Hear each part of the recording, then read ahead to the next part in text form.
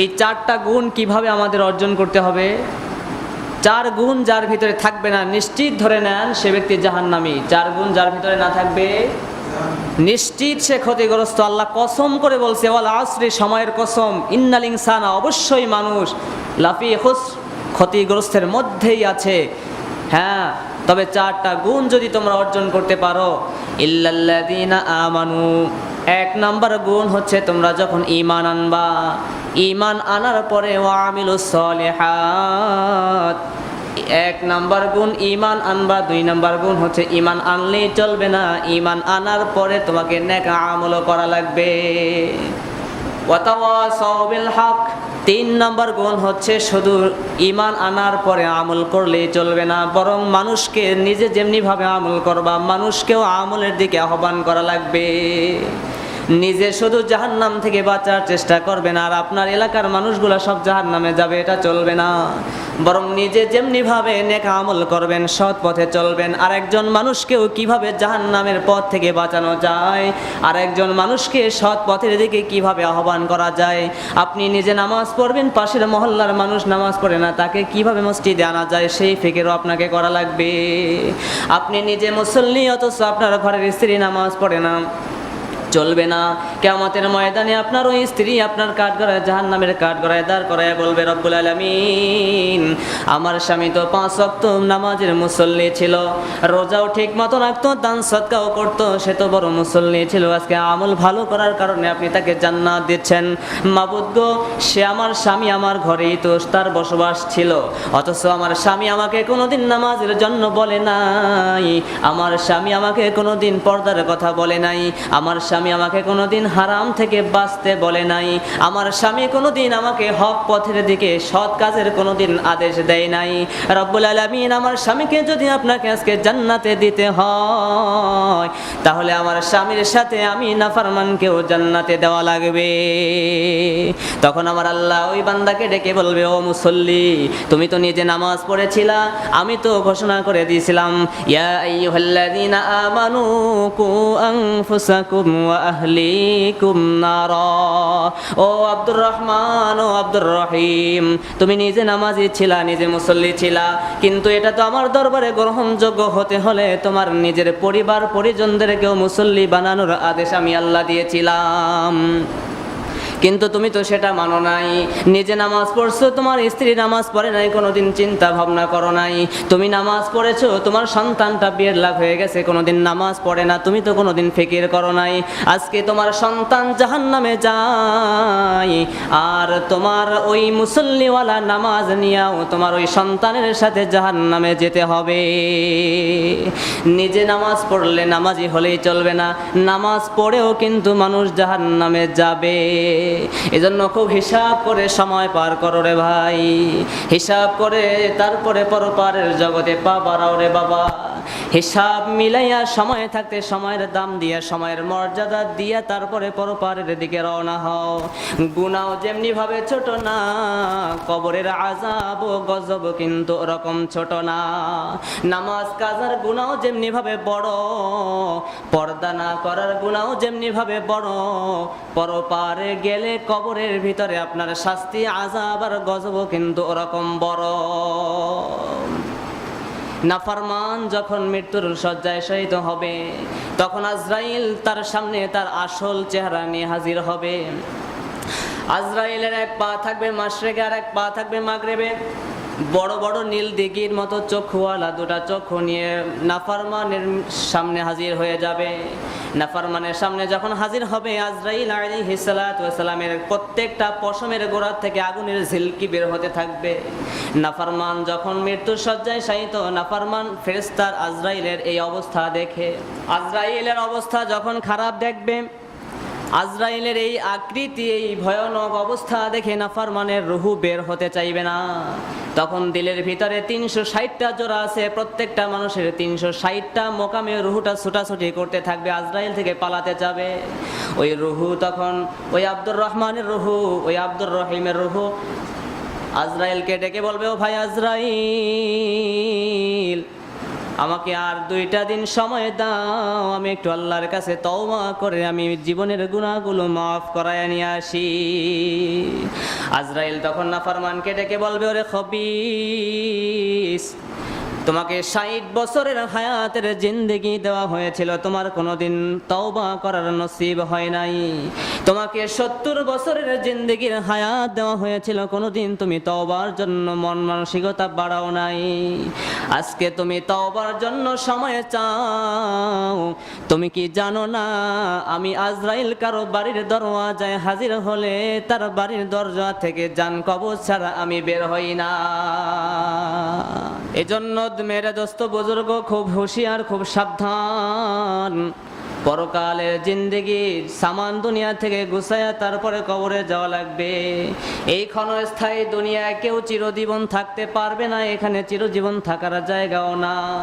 পরকালে আপনাকে জান্নাত পেতে হলে, জান্নাতে যেতে হলে অবশ্যই আপনাকে 4টা গুণ অর্জন করা লাগবে।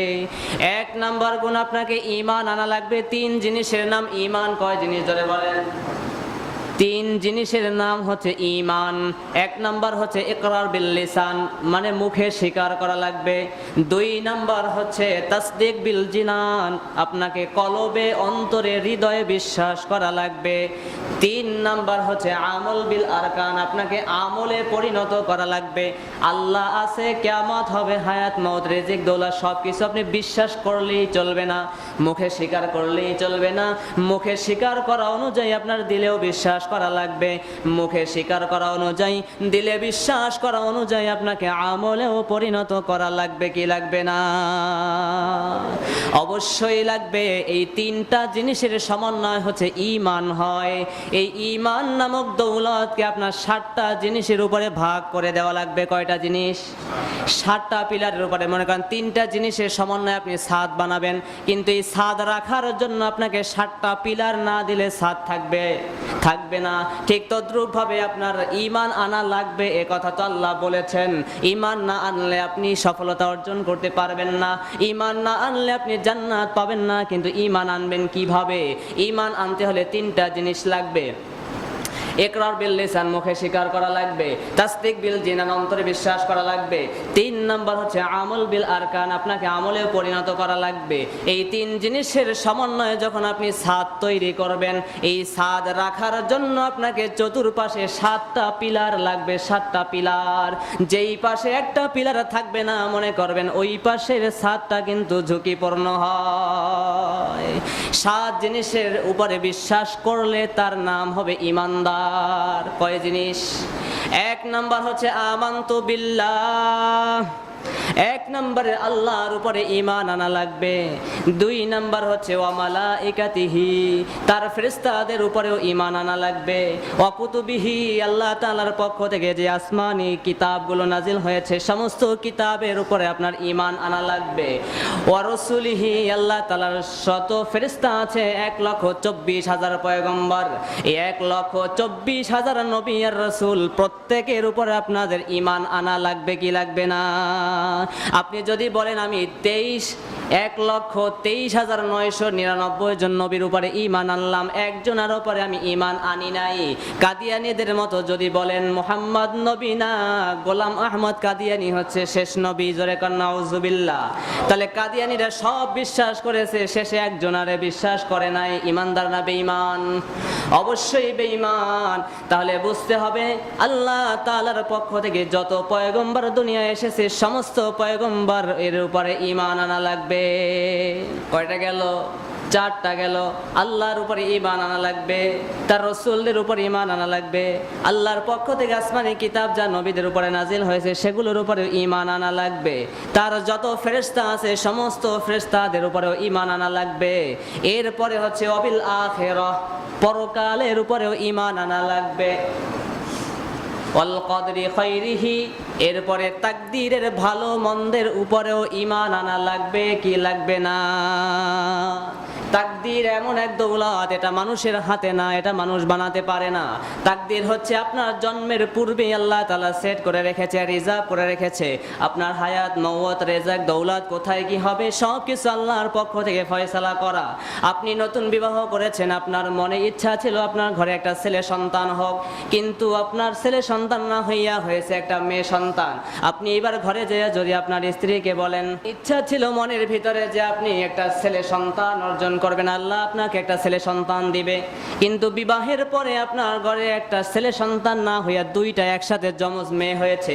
এইবার যদি আপনি ঘরে স্ত্রীকে যেয়ে ধমকান আর বলেন, তুমি কেন মেয়ে সন্তান জন্মগ্রহণ করলা, তুমি কেন কন্যা সন্তান প্রসব করলা, আমি তো চেয়েছিলাম সন্তান হবে ছেলে, তুমি কেন মেয়ে বানাইলা। এটা আল্লাহ তাআলার কুদরতের উপরে হাত দেওয়া হয়, এটা নাফরমানি, এটা কখনো করা যাবে না। ছেলে বানানোর মালিকও যেই আল্লাহ, মেয়ে বানানোর মালিকও সেই আল্লাহ। আল্লাহ কাউকে ছেলে দেয়, কাউকে মেয়ে দেয়, আবার কাউকে দুইটাই দেয়, কাউকে কোনোটাই দেয় না, মাহরুম করে কি করে না। সব ক্ষমতার মালিক একমাত্র আমার আল্লাহ। আপনার তাকদীরের ভালো আর মন্দের ফয়সালার হিসাব কিন্তু আমার আল্লাহর হাতে, এটা বিশ্বাস করা লাগবে। আপনার ভালো হোক খারাপ হোক কাউকে দোষারোপ করা যাবে না।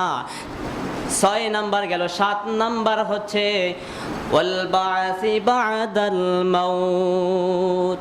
আপনার মৃত্যুর পরে পুনরায় আপনাকে আবার জীবিত করা হবে, আপনার সমস্ত আমলের পরীক্ষা নেওয়া হবে, আপনার হিসাব নিকাশের পরে আপনার জান্নাত পাবেন নাকি জাহান্নাম পাবেন, এই হিসাব আপনাকে পুনরায় আবার জীবিত করে নেওয়া হবে, এটাও আপনাকে বিশ্বাস করা লাগবে। এই 7টা অদৃশ্য গায়েবের বিষয়ের উপরে যতক্ষণ পর্যন্ত ঈমান না আনবেন ততক্ষণ পর্যন্ত আপনি ঈমানদার হতে পারবেন না।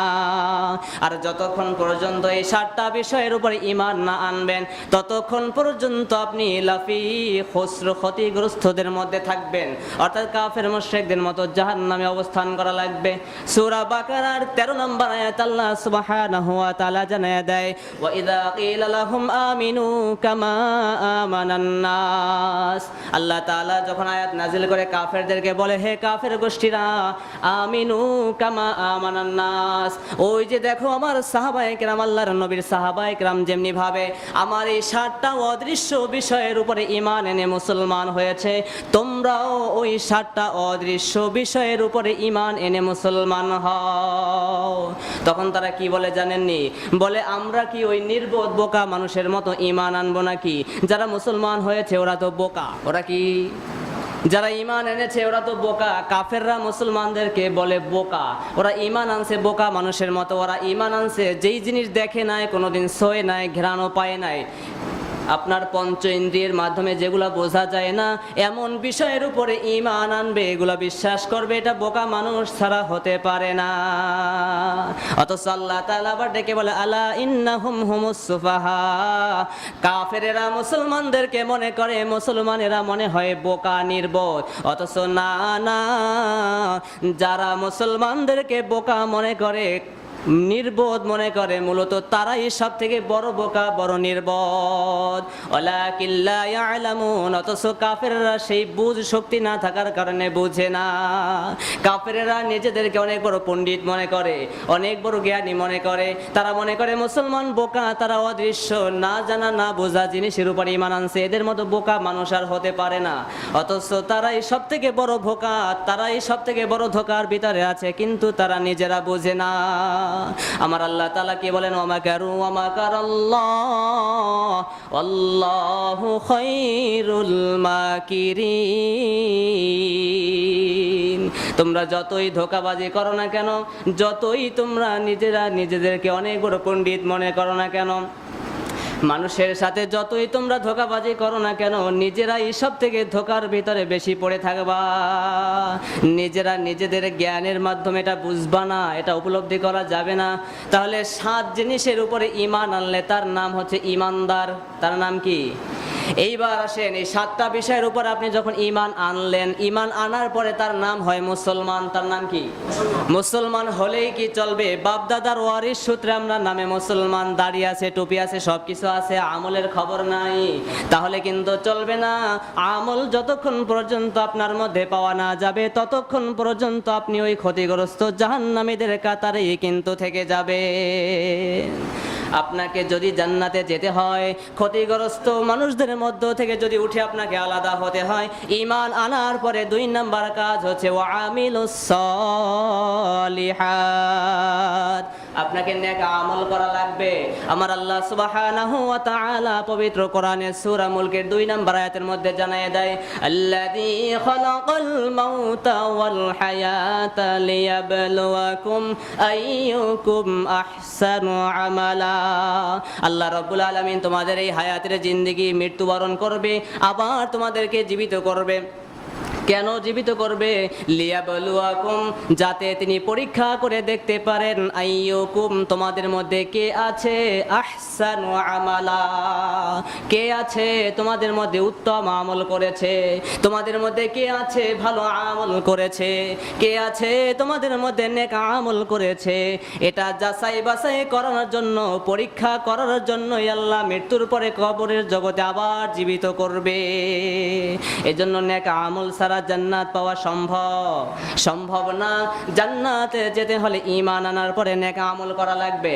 নেক আমল মানে হচ্ছে ভালো আমল। নামাজ পড়া লাগবে, রোজা রাখা লাগবে, যাকাত দেওয়া লাগবে, দান সদকা করা লাগবে, পর্দা করা লাগবে, মানুষকে সত্যের পথে আহ্বান করা লাগবে। নিজে যেমনি ভাবে নামাজ পড়বো, মানুষকেও নামাজের দিকে ডাকা লাগবে। পরবর্তী স্টেপে আল্লাহ তাআলা জানায় দেয় 3 নাম্বার গুণ অর্জন করা লাগবে, ওয়াতাওয়াসাউ বিল হক। মানুষদেরকে যারা সত্যের পথে আহ্বান করে, যারা মানুষদেরকে সৎ পথের দিকে আহ্বান করে, তা'মুরুনা বিল মারুফি ওয়া তানহাউনা আনিল মুনকার, যেমনি ভাবে মানুষকে নামাজের জন্য ডাকবে, ঠিক তদ্রূপ ভাবে যে ব্যক্তি খারাপ কাজ করে, অন্যায় কাজ করে, ফাহশা কাজ করে, তাদেরকে ওই খারাপ কাজ করতে বাধাও দান করবে। এই 2 জিনিসের মাধ্যমে যখন মানুষ সত্যের পথে মানুষকে ডাকবে, ওই ব্যক্তিও সফল কাম হতে পারবে, জান্নাতি হতে পারবে। শুধু ঈমান আনলেন, নেক আমল করলেন, মানুষকে নেক আমলের দিকে ডাকলেন, গুণ কয়টা অর্জন হলো? 3টা গুণ অর্জন হলো। আপনার এখনো একটা গুণ বাকি আছে, সেই গুণটার নাম হচ্ছে সবর। ইখতিয়ার নিজেরও করা লাগবে এবং মানুষদেরকে সবর করার জন্য আহ্বান করা লাগবে। সবর মানে ধৈর্য ধারণ করা। বিপদ আসলেই ধৈর্য হারা হওয়া যাবে না। আপনার 2টা সন্তান, একটা সন্তান হচ্ছে পঙ্গু আর একটা সন্তান হচ্ছে ভালো। আপনার ওই ভালো সন্তানটার মুখের দিকে আপনি তাকায়া তাকে লেখাপড়া বানায়া বড় মাস্টার ডিগ্রি অর্জন করায় তাকে একটা চাকরি দিয়ে দিলেন। আপনি মনে মনে চিন্তা করছেন, আমার বৃদ্ধ বয়সে এই সন্তানের দিকে তাকানো ছাড়া আমার উপায় নাই। কিন্তু ঘটনাক্রমে একদিন দূরের রাস্তার রোড অ্যাক্সিডেন্টে আপনার সন্তানটা দুনিয়া থেকে বিদায় নিয়ে চলে গেছে। এইবার আপনার ভিতরে সব থেকে বড় পরীক্ষা, বড় সবরের আপনার বড় পরীক্ষা চলতেছে। আপনার সন্তান যদি ইন্তেকাল হয়ে যায়, আর এই সময় যদি আপনি আইসা এখন হাই হুতাশ করেন আর ধৈর্য হারা হয়ে আল্লাহ তাআলাকে গালি দেওয়া শুরু করেন, অথবা আল্লাহর আপনি ফয়সালার উপরে সন্তুষ্ট না হইয়া আপনি যদি বলেন, আল্লাহ তাআলা আমার একটা সন্তান ভালো ছিল, সেই সন্তানটাকেও কেন মারলো? পাশের বাড়ি কলিমুদ্দিনের তো 5টা সন্তান আছে, 5টা সন্তানই তো সরকারি চাকরি করে, তার 5টা সন্তান থেকে 2টা সন্তান আল্লাহ নিয়ে গেলেও তো তার কোনো সমস্যা হতো না। আল্লাহ আমাকে এত বড় বিপদ কেন দিল? আল্লাহ আমাকে এত বড় পরীক্ষায় কেন ফেললো? এই কথা বলা চলবে না। এই কথা না বলিয়া যদি কোনো বান্দা বান্দি এই রকম বড় মুসিবতের সময় ধৈর্য ধারণ করতে পারে, সবর ইখতিয়ার করতে পারে, আমার আল্লাহ সুবহানাহু ওয়া তাআলা পবিত্র কোরআনে জানায়া দেয়, ইন্নামা ফাস-সাবিরুনা আজরাহুম বিগাইরি হিসাব। যারা নাকি বিপদে আপদে ধৈর্য ধারণ করবে, সবর ইখতিয়ার করবে, আমি আল্লাহ তাআলা ওই সমস্ত বান্দা বান্দীদেরকে বিনা হিসাবে জান্নাত দিয়ে দিব। তাহলে আমরা কি বুঝলাম? 4টা গুণ অর্জন করা লাগবে কিনা? এই 4 গুণ কি কি আবার ভালো করে বুঝেন। আমানতু বিল্লাহ, আল্লাহর উপরে ঈমান আনা লাগবে। ওয়া আমিলুস সালিহাত, 2 নাম্বার গুণ হলো আমলে সালেহ করা লাগবে। 3 নাম্বার গুণ হলো সত্যের পথে ওয়া তাওয়াসাউ বিল হক, মানুষকে আহ্বান করা লাগবে। 4 নাম্বার গুণ হলো ওয়া তাওয়াসাউ বিস সবর, মানুষকে ধৈর্যের দিকে আহ্বান করা লাগবে। এই 4 গুণওয়ালা মানুষ সব সময় জান্নাতি হবে। আর যার ভিতরে 4 গুণ পাওয়া যাবে না, তারা অবশ্যই অবশ্যই জাহান্নামী হবে, ক্ষতিগ্রস্ত হবে। এজন্য মেরে দোস্ত বুজুর্গ, সবার কাছে আমার উদাত্ত আহ্বান থাকবে, নিজেরা নামাজ যেমনি ভাবে পড়বো না, মানুষদেরকেও নামাজের জন্য ডাকবো। নিজেরা যেমনি ভাবে আমল করব, সবাইকে আমলের দিকে ডাকবো। আল্লাহ তাআলা আমাদের এই 4 গুণওয়ালা হইয়া দুনিয়া থেকে বিদায় নিয়ে পরপারের জগতে যাওয়ার তৌফিক দান করুক। সবাই বলেন আমিন।